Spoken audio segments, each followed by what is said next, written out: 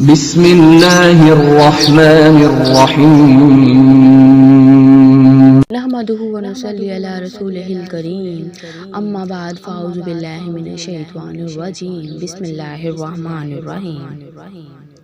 کہتے ہیں کہ جب قسمت کا ستارہ چمکتا ہے تو اچانک انسان کی زندگی کا رخ بدل جاتا ہے۔ کبھی تو مایوسیوں میں امید کی کرن پھوٹتی ہے جو ظلمتوں کو نور سے بدل دیتی ہے اور پستیوں سے اٹھا کر بلندیوں پر فائز کر دیتی ہے۔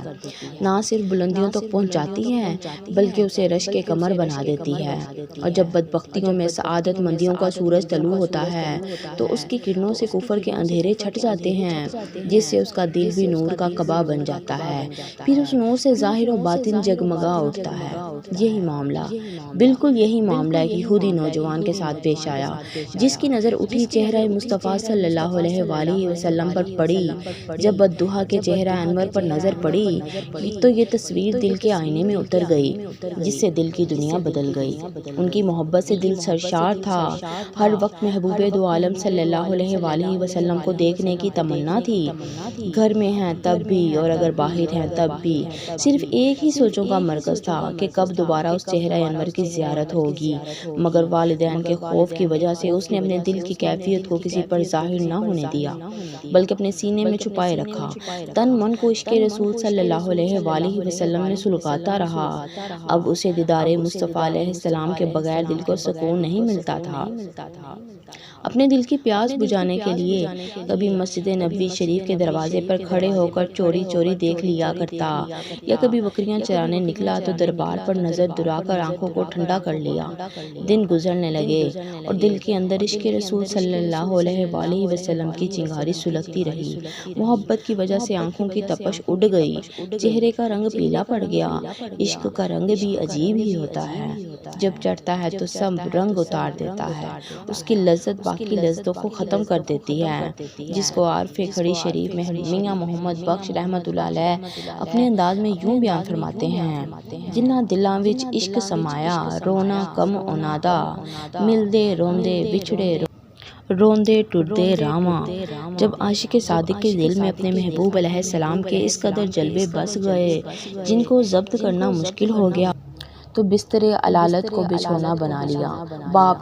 باپ کا اکلوتا بیٹا تھا۔ باپ نے وقت کے بڑے بڑے حکیم بلائے، لیکن کوئی بھی طبیب اس نوجوان کی بیماری کو نہ پا سکا۔ پا بھی تو کیسے سکتا تھا جب جسمانی بیماری ہی نہیں بلکہ یہ وہ بیماری ہے جس کا علاج کسی مسیحا کے پاس ہی نہیں۔ ہزار جتن کے باوجود حالت دن بدن گرتی گئی۔ پھولوں کی طرح شگفتہ نوجوان سوکھ کے کانٹا ہو گیا۔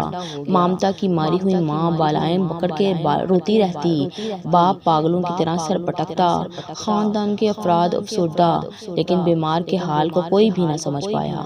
اب اس بیمار کی آخری منزل قریب آ رہی تھی۔ ضعف اور ناتوانی کی بنا پر آواز کمزور پڑ گئی، زبان کی گویائی جواب دینے لگی، سانسوں کی مالا ٹوٹنے لگی۔ لیکن یہ زندگی کی آخری شام تھی۔ آنکھیں پتھرانے لگیں، جسم کے انگ انگ سے موت کے آثار ظاہر ہونے لگے۔ کپکپاتی ہوئی آواز سے باپ کو کچھ کہنا چاہا، مگر آواز گلے میں ہی اٹک گئی۔ باپ نے اپنا کان بیٹے کے قریب کیا۔ دنیا کے مسافر بیٹے نے باپ سے کہا: مجھ سے وعدہ کریں کہ میری آخری خواہش پوری کر دیں گے۔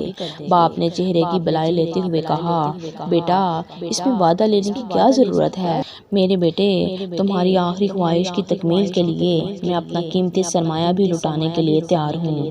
جب باپ نے بیٹے سے تکمیل وعدہ کی حامی بھر لی تو بیٹے نے کہا: بابا جان، اگر آپ برا نہ مانیں تو میں محمد عربی صلی اللہ علیہ وآلہ وسلم کی عقیدت و محبت میں گھائل ہو چکا ہوں، اور اس کی عشق و محبت کی آگ نے مجھے جلا کے رکھ دیا ہے، لیکن اس کا اظہار میں نے کسی پر نہیں کیا۔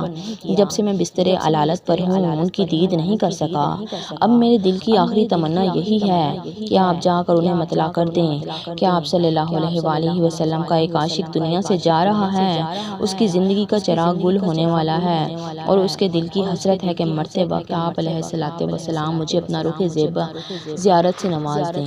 باپ نے جب اپنے لال کی زبانی مصطفیٰ کریم علیہ الصلوۃ والسلام کا نام سنا، غصے سے پیچ و تاب کھانے لگا۔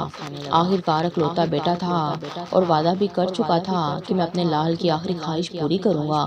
غصے پر قابو نہ پاتے ہوئے بادل نخواستہ اٹھا اور جا کر رسول اللہ صلی اللہ علیہ وآلہ وسلم کو اطلاع دی اور بیٹے کا پیغام پہنچا دیا کہ اب وہ بستر مرگ پر تڑپ رہا ہے اور آپ علیہ الصلوۃ والسلام کے جلوے دیکھنا چاہتا ہے۔ اس کی آخری تمنا ہے کہ آپ علیہ الصلوۃ والسلام تشریف لا کر اپنی خوشنودی اور اخروی نجات کا مسئلہ سنا دیں۔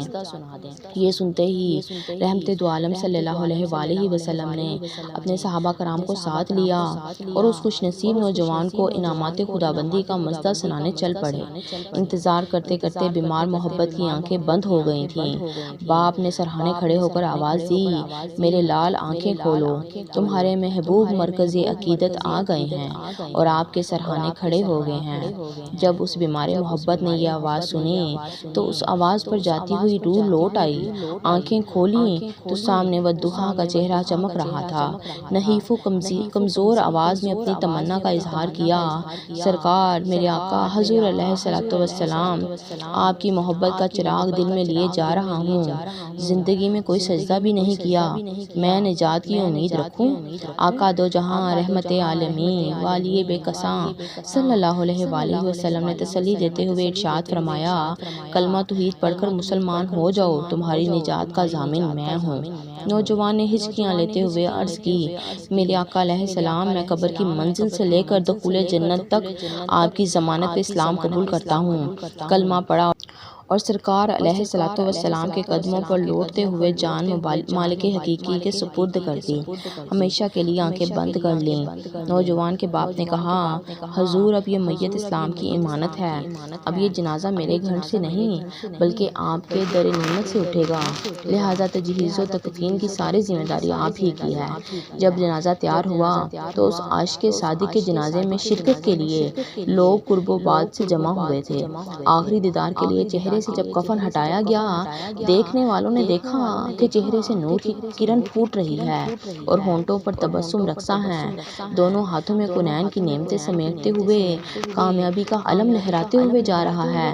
عاشق کا جنازہ تھا، بڑی دھوم سے اٹھا، کثرت ازدحام سے مدینے کی گلیوں میں تل رکھنے کی جگہ باقی نہ تھی۔ والی کائنات صلی اللہ علیہ وآلہ وسلم کے چلنے کا انداز بھی آج انوکھا تھا، پنجوں کے بل چل رہے تھے۔ اس حکمت عملی کو جاننے کے لیے ہر صحابی مجسمہ شوق بنا ہوا تھا۔ آخر کار کسی نے ہمت کر کے پوچھ لیا تو وما ینطق عن الہویٰ والی زبان اطہر جنبش میں آئی، رحمت کے پھول جھڑنے لگے۔ ارشاد فرمایا، آج میرے اس عاشق صادق کے جنازے میں عالم بالا کے فرشتے دامن میں رحمت کے انوار لیے ہوئے اس قدر کثرت میں ہیں کہ ان کے ہجوم کی وجہ سے مجھے زمین پر قدم رکھنے کی جگہ ہی نہیں مل رہی۔ سبحان اللہ۔ جنازہ جب جنت البقیع میں پہنچا، زمین پر رکھا گیا، قبر میں اتارنے کے لیے خود رحمت دو عالم نور مجسم شفیع معظم صلی اللہ علیہ وآلہ وسلم قبر میں اترے اور اس عاشق صادق کو قبر میں اتارا۔ کافی دیر کے بعد جب جان عالم صلی اللہ علیہ وآلہ وسلم تشریف لائے باہر تو چہرہ انور سے پسینے کے قطرے ٹپک رہے تھے اور خوشی سے مسکرا رہے تھے۔ صحابہ کرام علیہم رضوان نے عرض کیا، حضور لگتا ہے قبر میں کافی مشقت اٹھانی پڑی، جس کی وجہ سے پسینہ مبارک کے قطرے چہرے انور پر ستاروں کی طرح چمک رہے تھے۔ جان عالم صلی اللہ علیہ وآلہ وسلم نے مسکراتے ہوئے جواب ارشاد فرمایا، اس عاشق صادق نے وقت آخر مجھ سے ایک وعدہ لیا تھا کہ قبر کی منزل سے لے کر جنت میں داخل ہونے تک کی میری ضمانت اس کے شامل حال رہے گی، لہٰذا میرے اس وعدے کی تکمیل کے لیے حوران جنت کا ایک بہت بڑا اژدہا پہلے ہی سے جمع ہو چکا تھا۔ جو ہی اس عاشق صادق کو قبر میں رکھا تو وہ چاروں طرف سے اس کے چہرے کی بلائیں لینے کے لیے بے تحاشا ٹوٹ پڑیں، جس کی وجہ سے مجھے مشقت اٹھانی پڑی اور پسینہ مبارک کے چند قطرے اس خوش نصیب کے کفن پر گر پڑے۔ اب اس کی قبر تا قیامت مہکتی رہے گی۔ سبحان اللہ۔ قبر میں لہرائیں گے تا حشر چشم نور کے، قبر میں لہرائیں گے تا حشر چشم نور کے، جلوہ فرما ہوگی جب طلعت رسول اللہ کی۔ سبحان اللہ۔ رحمت عالم کی اس عطا کو دیکھا تو ہر صحابی کے دل میں یہ شوق مچلا کہ کاش اس خوش نصیب کی جگہ میں ہوتا۔